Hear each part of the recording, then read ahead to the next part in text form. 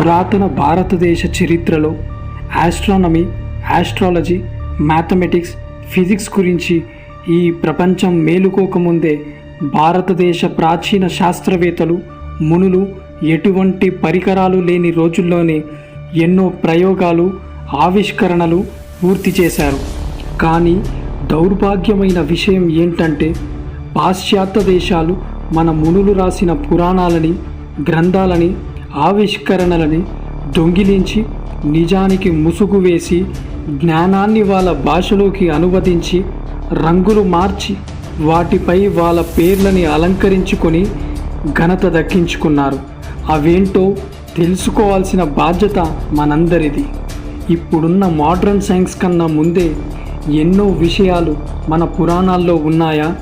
మన యాన్షియంట్ హిస్టరీలో మోడ్రన్ సైన్స్కి కూడా అంతని నాలెడ్జ్ ఉందా?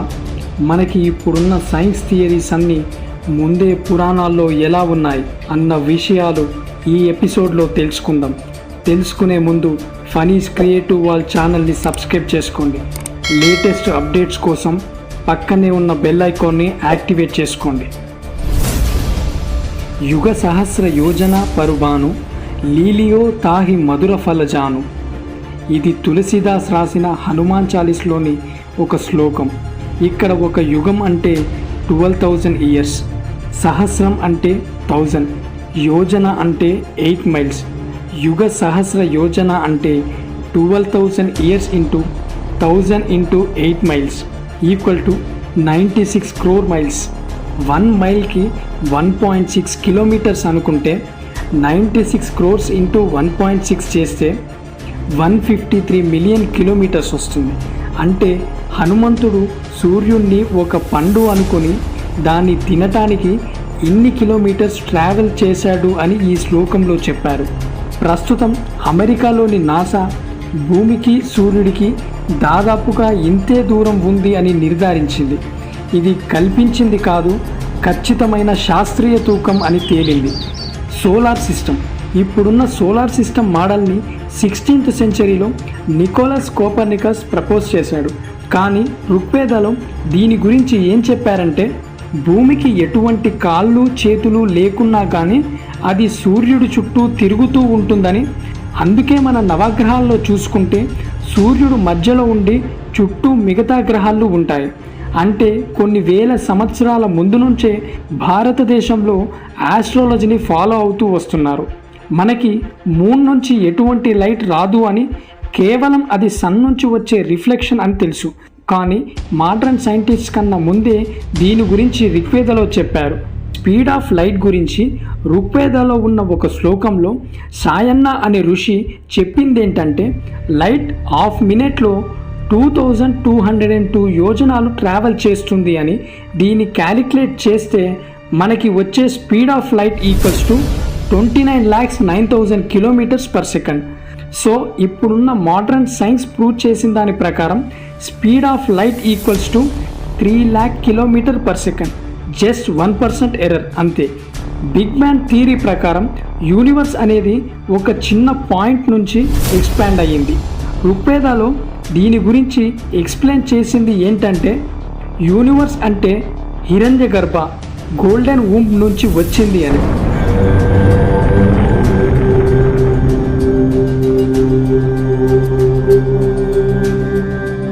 ఈ సౌండ్కి మన పురాణాల్లో చాలా ప్రత్యేకత ఉంది. ఎందుకంటే వేదాల ప్రకారం యూనివర్స్ క్రియేషన్ వల్ల వచ్చిన వైబ్రేషనే ఓం అని చెప్పారు. అయితే 1978లో కొందరు సైంటిస్ట్ కాస్మిక్ మైక్రోవేవ్ బ్యాక్గ్రౌండ్ రేడియేషన్ని డిస్కవర్ చేశారు. అందులో తేలింది ఏంటంటే ఈ ఓం అనే సౌండ్ బిగ్ బ్యాంగ్ వల్ల వచ్చిన ఈకో అని ప్రూవ్ చేశారు. వేదాస్లో ఉన్న వైమానిక శాస్త్రాన్ని ఎర్లీ 20th సెంచరీలో ట్రాన్స్లేట్ చేశారు. దీనిలో ప్లేన్స్కి సంబంధించిన డ్రాయింగ్స్, వాళ్ళు యూజ్ చేసిన ఫ్యూయల్, అందులో కొన్ని మెటీరియల్స్ అంటే మైకా, క్విక్ సిల్వర్, మెర్క్యూరీ ఇప్పుడు మనం యూజ్ చేస్తున్న వాటితో మ్యాచ్ అవుతున్నప్పటికీ కూడా వైమానిక శాస్త్రంలో ఇంకా మన రీసెర్చర్స్కి అర్థం కాని విషయాలు ఎన్నో ఉన్నాయి. మహాభారతంలోని ద్రోణ పర్వంలో కొన్ని సందర్భాలు గనక మనం గమనిస్తే కురుక్షేత్ర యుద్ధంలో సోల్జర్స్ వాళ్ళు వేసుకున్న ఆర్మ్స్ కరిగిపోయి వాళ్ళ స్కిన్స్కి అతుక్కుపోవడం, ఆ చుట్టుపక్కల ఉన్న ప్రాంతాల్లోని చాలామంది పసిపిల్లలు తల్లి గర్భంలో ఉండగానే మరణించడం, పక్షులన్నీ కింద పడిపోవడం గురించి చెప్పారు. దీన్ని బట్టి చూస్తే న్యూక్లియర్ వార్ జరిగిందని మనం చెప్పుకోవచ్చు. అలాగే వరల్డ్ వార్ 2లో అమెరికా వాళ్ళు జపాన్లోని హిరోషిమా నాగసాకి పైన న్యూక్లియర్ బాంబ్ని ప్రయోగించారు. ఈ ఆటం బాంబ్ని తయారు చేసింది రోబర్ట్ ఓపెన్హైమర్. బాంబు వేసిన తర్వాత ఒక మాట చెప్పారు.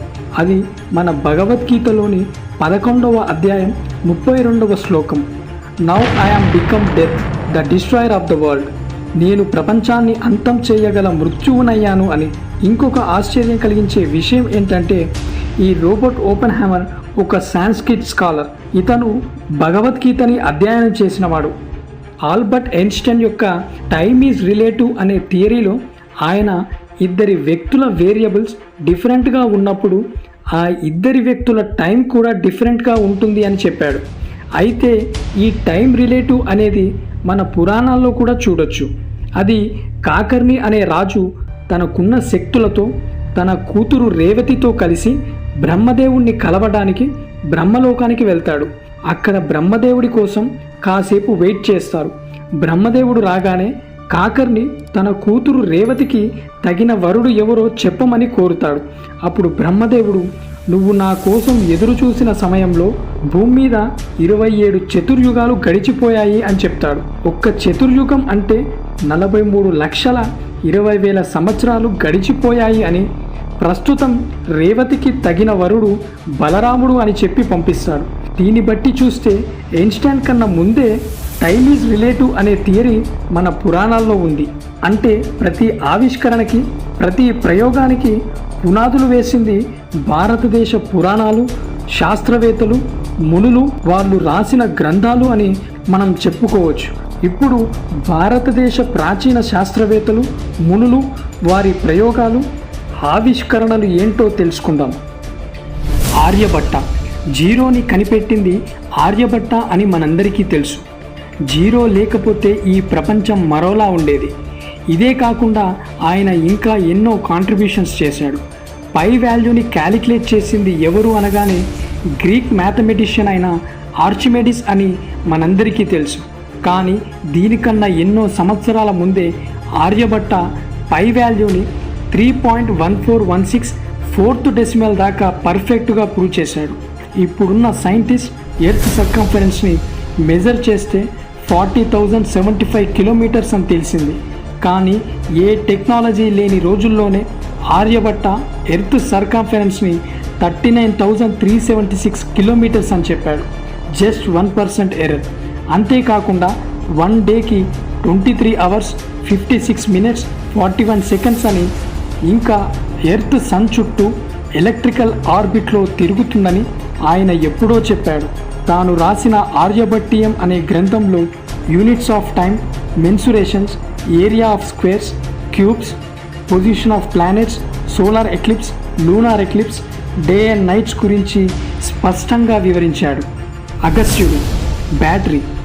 చిన్నపిల్లలు ఆడుకునే దగ్గర నుంచి మనం రోజు వాడే TV remotes, wall clocks, smart phones వరకు అన్నిటిలో మనకు అవసరమయ్యే ముఖ్యమైన విద్యుత్ వ్యవస్థ. చూడటానికి చిన్నగా ఉన్నా మనకు ఎంతగానో ఉపయోగపడే ఈ బ్యాటరీ వ్యవస్థను సృష్టించింది Benjamin Franklin, Alessandro, Michael Faraday, John Frederic Daniell అని ఇప్పటి వరకు ఈ ప్రపంచం నమ్ముతూ వచ్చింది. కానీ ఇది ఒక భారతీయ ముని సృష్టించింది అన్న పిడుగులాంటి వార్త ఈ రోజుల్లో ఎంతో ప్రాచుర్యం చెందింది. అతనే అగస్త్యుడు.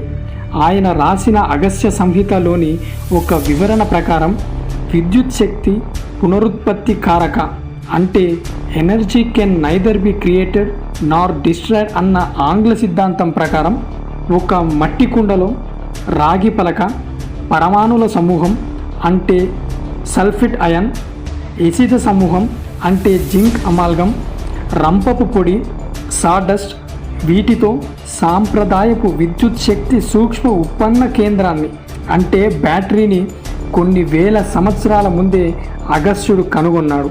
ప్రపంచ దేశాలు ఓనమాలు నేర్చుకున్న సమయంలోనే భారతదేశ మునులు వాళ్ళ ప్రయోగాలను పూర్తి చేసుకున్నారు.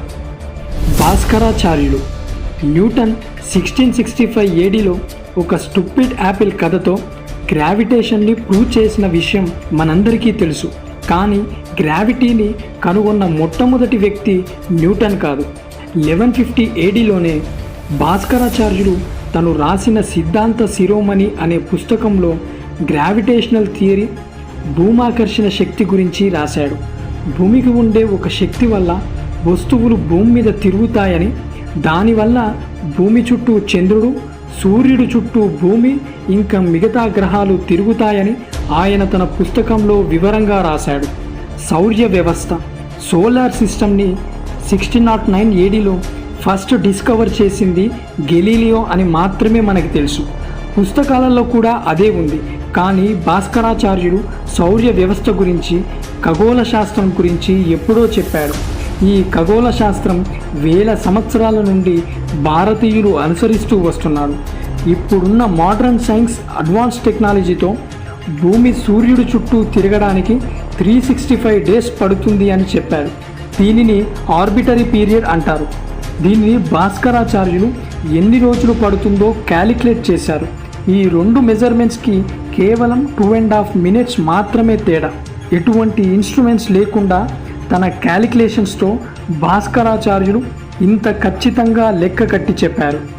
సుశ్రుతుడు, ఫాదర్ ఆఫ్ ప్లాస్టిక్ సర్జరీ. ఈయన సుశ్రుత సంహిత అనే పుస్తకం రాశాడు. ఇది 3 parts ఉంటుంది.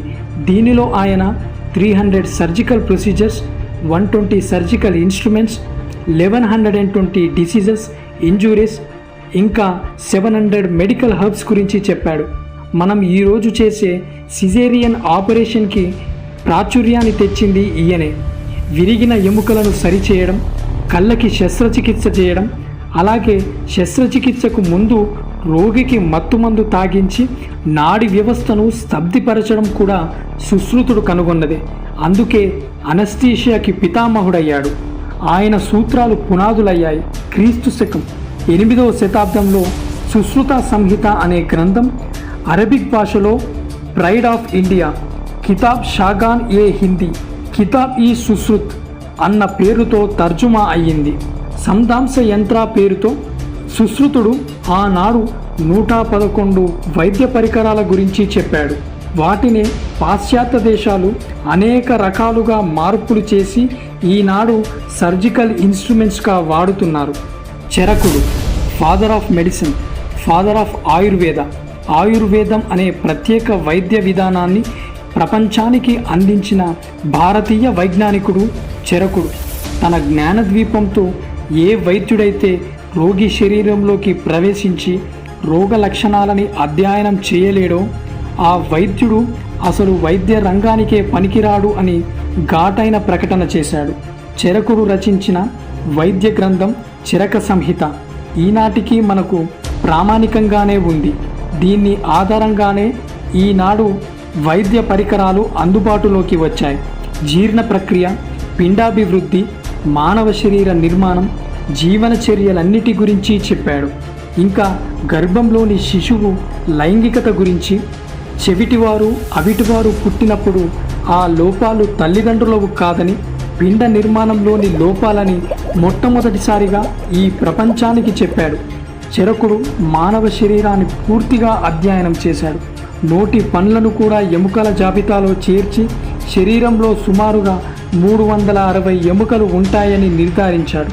2000 సంవత్సరాల క్రితమే ఒక వైద్యుడు ఇన్ని విషయాలు, ఇన్ని యథార్థాలు ఇంత ఖచ్చితంగా చెప్పడం అనేది అపూర్వమనే చెప్పొచ్చు. నిజం నిప్పు లాంటిది. నిప్పును కప్పిపెట్టినంత మాత్రాన పొగ బయటికి రాకుండా ఉండదు. అలాగే చారిత్రక నిజానికి ముసుగేసినంత మాత్రాన జ్ఞానం బయటికి రాకుండా ఉండలేదు. మరి ఈ ప్రాచీన భారతదేశ శాస్త్రవేత్తలకు, మునులకు పేరు ఘనత దక్కకపోవడానికి కారణం, అసలు వీళ్ళు రాసిన గ్రంథాలు వారసత్వంగా భారతీయులకు దక్కకుండా ఏమైపోయాయో పార్ట్ 2 వీడియోలో తెలుసుకుందాం.